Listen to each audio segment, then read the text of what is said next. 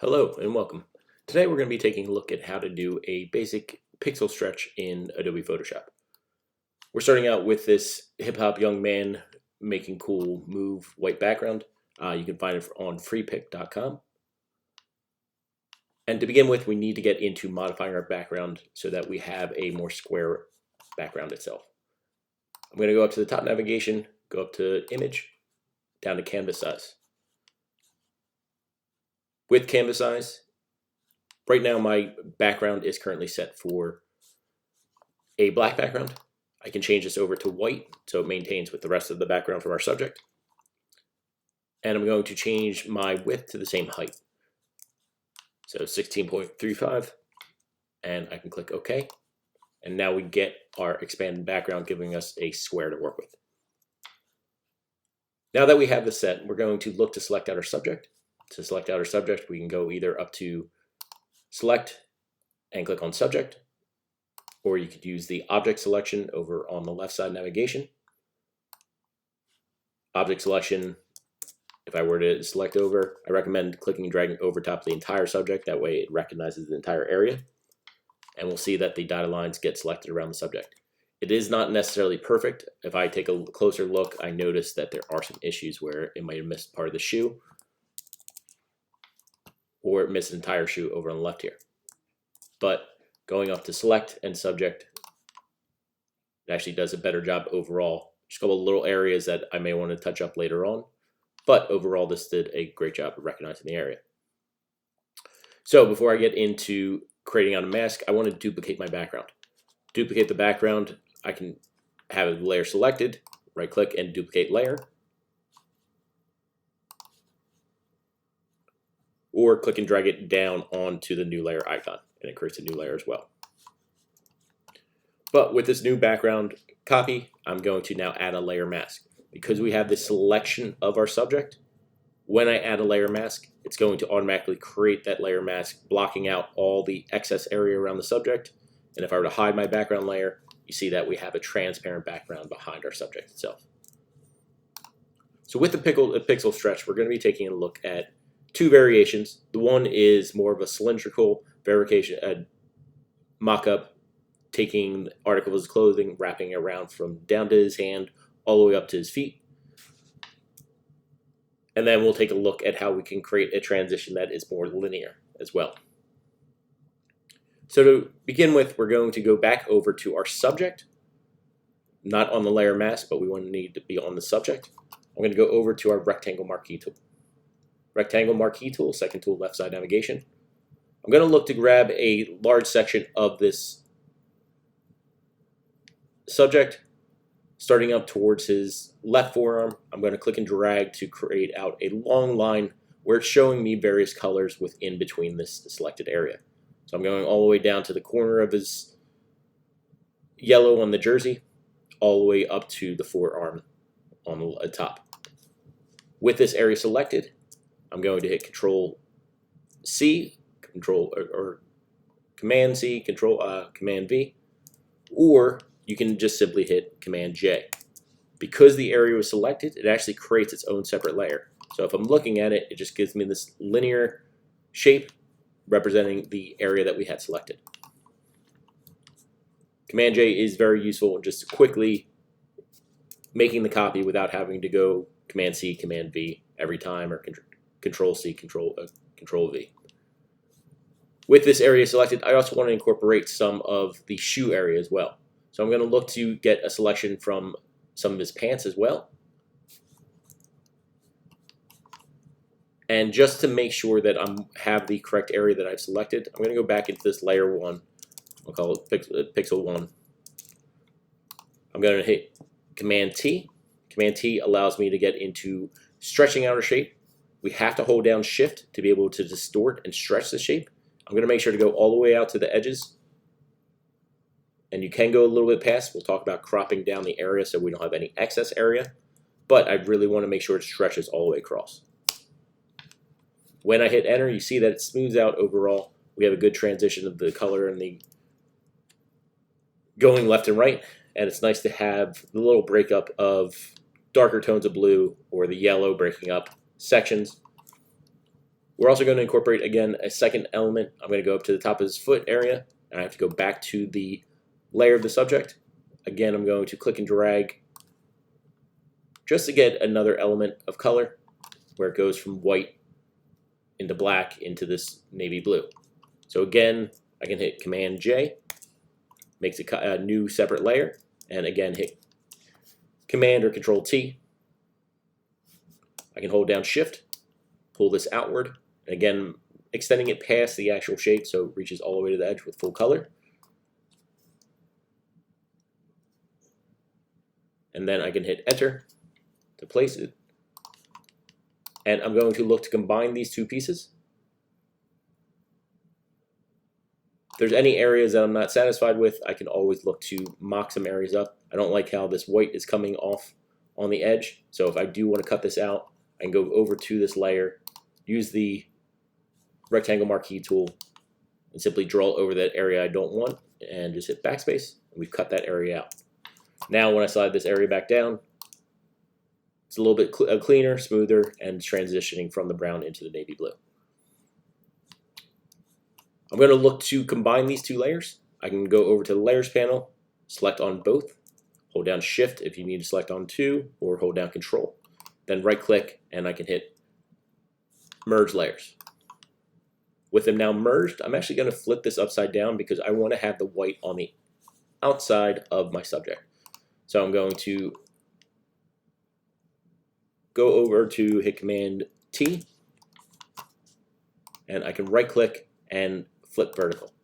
Getting the white on the bottom, I'm going to move this image all the way to the top of my subject, so I have the yellow on the outside, and you'll notice that the yellow will go on the inside when we get through the polar coordinates. So before we do the polar coordinate, we're going to crop down this area. To do this, we're going to go over to our rectangle marquee tool, click and drag around the area of the entire frame. Then we can go up to Image at the top navigation and crop. Just cuts out any excess areas that we don't want, making sure that we don't have a inaccurate circle or polar grid that we create. So I can deselect, make sure to deselect, Command or Control D.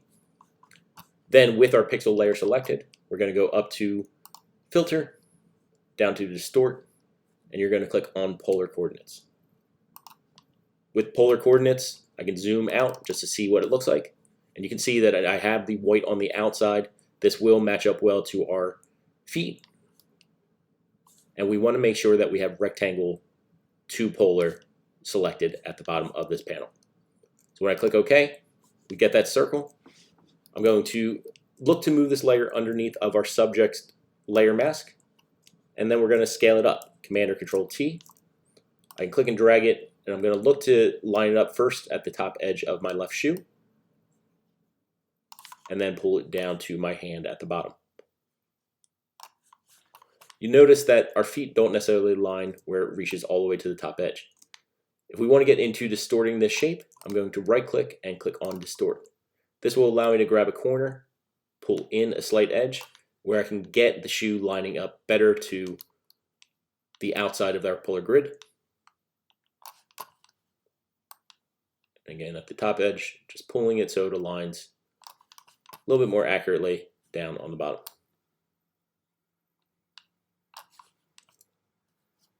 So once I have these areas aligned where I want, everything matches up on the outside edges, I can hit Enter to place it. Then we're going to add a layer mask onto the polar grid. Adding a layer mask down at the bottom of the Layers panel, we see the white area. We're going to look to cut out the seam that doesn't really match up well. So we're going to go over to the Eraser tool, left side navigation, and make sure that we have a white foreground, black background with the Eraser tool. That way, when we do erase, we're erasing out and revealing the white background behind the subject. I just want to go in between the two legs, just so we have a smooth transition between the two.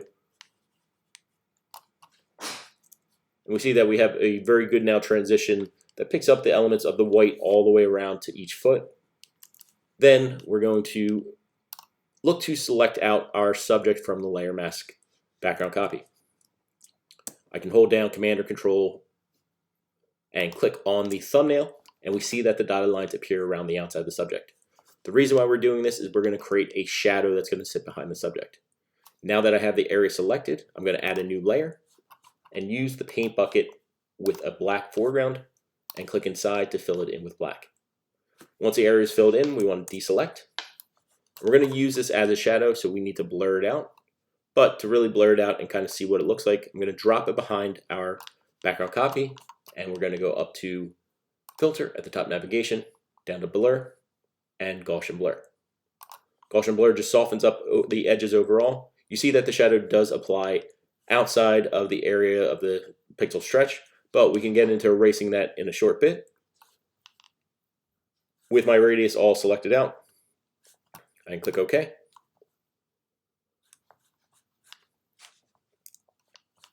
Now we're going to add a layer mask to this as well. And again, I can use the eraser tool to erase out the areas of shadow that we don't want to see.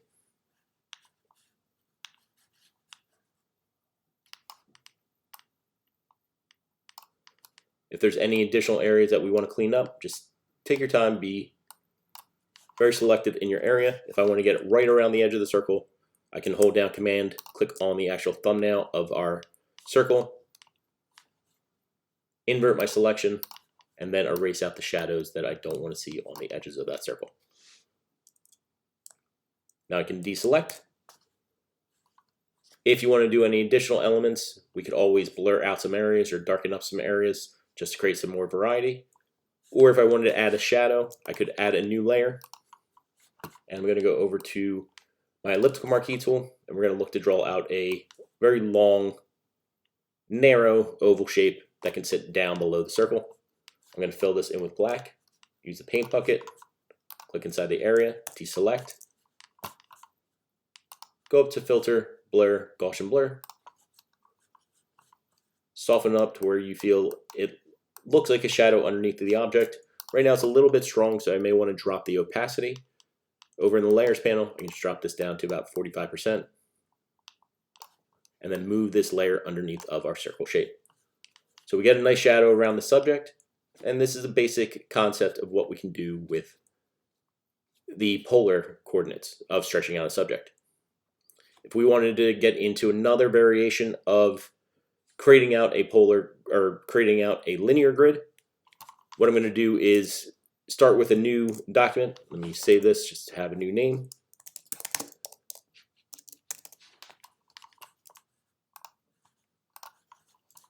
And I'll go back up to Image, Open, select out the new image.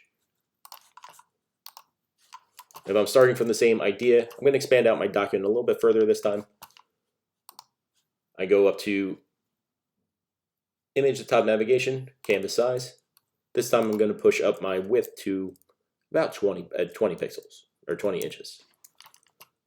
I click OK. We have an expanded area now. With this area, I'm going to look to select out my subject. Again, I can either go the object selection or go up to Select and Subject. I feel like that is the best option overall. So again, I'm going to duplicate this layer, create a new layer of the background. Then I can add a layer mask, clicking on the white square black circle at the bottom of the layers panel, and we have the subject separated out from the background. This will be useful if we decide that we wanted to move our subject. I could hide the background itself. I'm going to create a new layer with, let's say, a different color. If I wanted to put a different color, maybe pick up the colors from his overall clothes, or pick out a tone that might resemble or fit the area better. I'm going to pick out a light blue color for right now, and we can always adjust this later on. So with this area, new layer created, I click inside, we get our subject separated onto this light blue color. I can always move the subject, just click over on that layer, or just use the move tool, click and drag, and we can adjust our subject over to the left or right. So where the linear pixel stretch works is that we need to have elements that are extending the entire body. To get these elements extending the entire body, we're going to use multiple different rectangle marquee tools. I'm going to look to start down by the left hand, or by the hand that would be touching the ground. And I can click and drag up to get this large section where it goes from color, getting the skin tone, his sleeve, his shirt, all the way up to the edge of his subject. Then I can hit Command J, and I'm just going to slide this piece over for a moment, and we can get into building this in a little bit. As we go up, we're going to look to get in other elements as well. So I can go over to, again, the rectangle marquee tool. This time I'm going to look to grab some areas of this yellow, and again, some of his skin tone, dragging up towards the top where it starts to run into the blue. And if I really think about it, I can go almost all the way up to the top edge of his body. With this area selected, again, I can hit Command J. Make sure that you're on the actual subject so it does create out that separate new layer. So Command J, and grab that piece, and now slide it over. Now I'm going to have to kind of decide what pieces I want to see and what colors that I don't want to be revealed, so I can figure out which one is going to be sitting on top. So right now I have this layer 3. I could adjust it on top and have the light blue replacing out some of the white at the top area of the subject.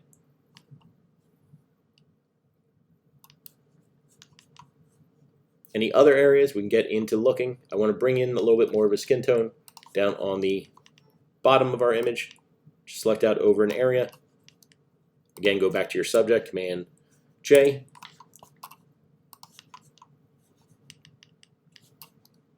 And if you can't see it, I can always just hide out my subject for a moment and grab this piece. I'm just going to bring it down to the bottom edge of the subject. So there are 3 different layers currently at the moment, but I can look to merge these together. If I select all 3 layers, right-click, and merge layers, now I have it one unified piece. Now I can look to stretch this area out. I can hit Command T. I'm going to hold down Shift and look to stretch this out all the way from all the way to the left side and as well to the right for a moment. And you can see that I do have a little bit of area, so I do want to stretch this a little bit further, making sure it covers the entire space. With this area all stretched out, just hit Enter. Smooths it out overall. We have a number of different colors that show some variations. But I'm going to now look to place this behind my subject,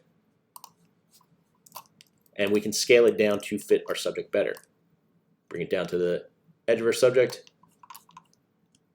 I can hold down Shift, just matching it right.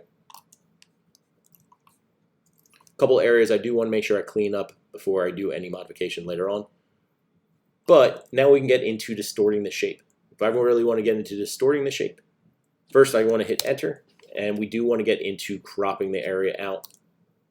I'm going to slide this over to the left because I do want it running to the edge. We are not going to maintain the right side of this stretch.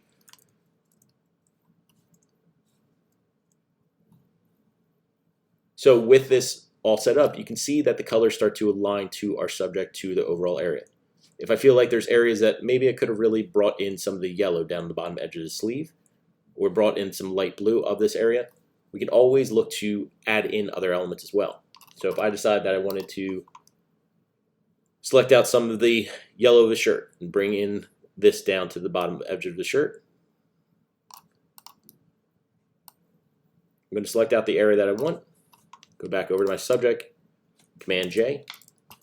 I can hit Command or Control T, hold down Shift, and scale this out left and right so it extends and it will match up better overall to my subject.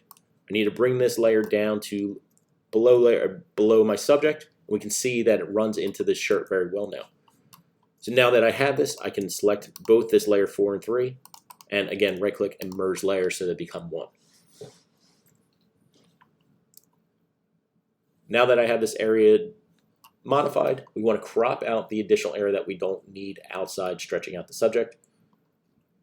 I can draw a box around my entire canvas, and we're going to go back up to Image and Crop, cutting out any excess area, and I can deselect. With this area now selected out, I'm going to go up to hit Command T. Command T allows us to transform. You can always go up to Edit at the top navigation and transform here. But with the free transform, it just allows us more modification, just a matter of right-clicking, and you can choose what you want to manipulate. Again, I do want to make sure that it aligns to the edge, or the bottom of his finger, all the way to the top of his shoe. So understand that when we do get into warping and distorting the shape, it is important to maintain alignment. So now with this area all selected out, I can click on Warp. With Warp, we can get into modifying the shape in a very interesting manner. I maybe want to flip the space, create a unique element that it is expanding out to a new area. Again, I may want to just modify so it's fixing and stretching out to the bottom edge of my subject.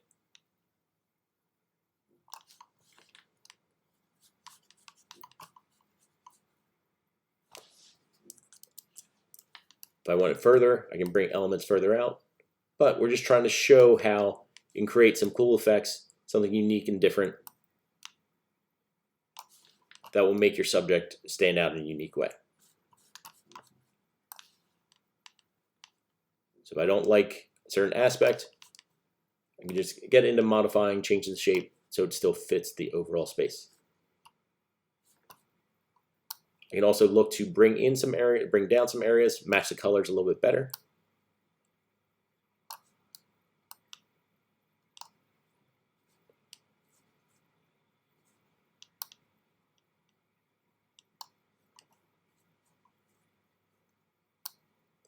It's just a tedious process to make sure you're getting accuracy, but something that you are satisfied with. You feel that it's coming out pretty cool.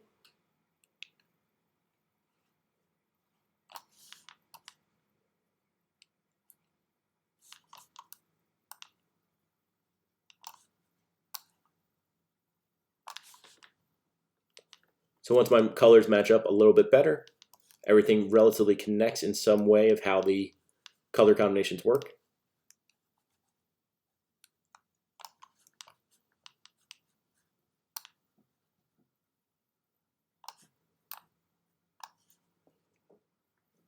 I'm going to hit enter. Creates a very interesting dynamic, but we're going to look to select out our subject again, hold down Command or Control, clicking on the mask of our subject that is of the background, copy. Then I can use my eraser tool, and I notice that I do have a little modification I need to make at the top edge. I'm going to step back one moment.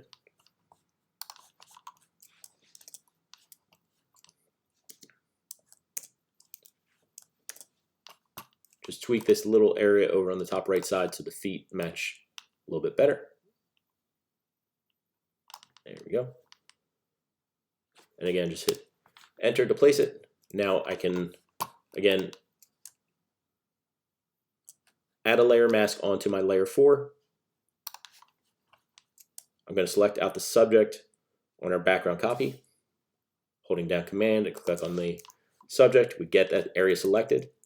And then I'm going to invert my selection, select inverse at the top navigation, and erase out the right side of this area. So I go over to the eraser tool. I can adjust the size of my brush to go a little bit faster, but we're just erasing out the right side.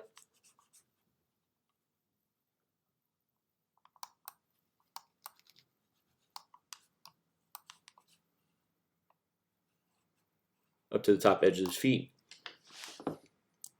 And when I deselect, we get this very interesting dynamic, allowing you to see our subject, but I do want to carry a little bit of separation from the background stretch. So I'm going to go over to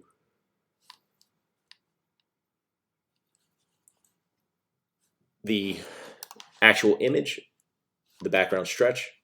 We're going to need to create out a layer for a shadow, just like we did with the polar coordinate. I'm going to hold down Command or Control, click on the background copies, layer mask, create a new layer, and fill this in with black. I go over to the paint bucket, get a black on my foreground, paint this area in. I'm going to deselect, drop this layer behind my background copy or my subject, and then again, filter, blur, Gaussian blur. With Gaussian blur, just gives us this darkened area separating the subject. I can drop the opacity or expand it out depending on what I'm looking to create. But with this area now selected, I'm going to add a layer mask. Hold down Command or Control, clicking on my background copy again of the subject, and erase out the areas of the shadow I don't want on the right side of his body.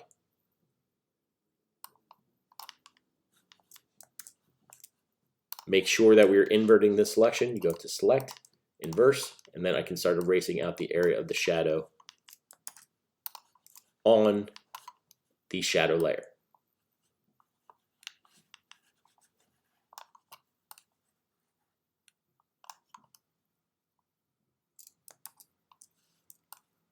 Take your time going through the edges.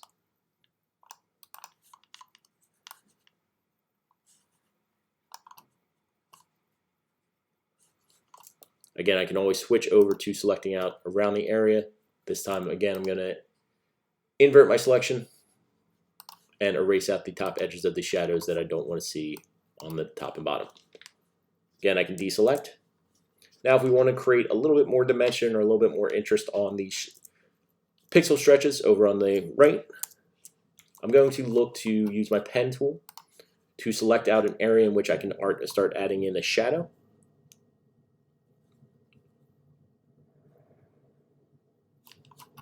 With the pen tool, I want to make sure that I'm on path. And with the path, I'm going to start up the edge where I've created this overlap. I'm going to go down so that I can get this curve to match precisely where I want. Once I have that area selected, I can hold down Alt, click on the anchor point, and look to draw an area around the area once selected. Again, hold down Alt, click on the anchor point you just created.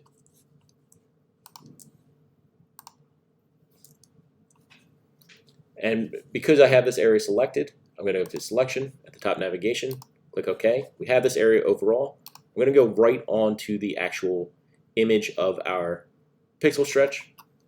I go over to the Burn tool.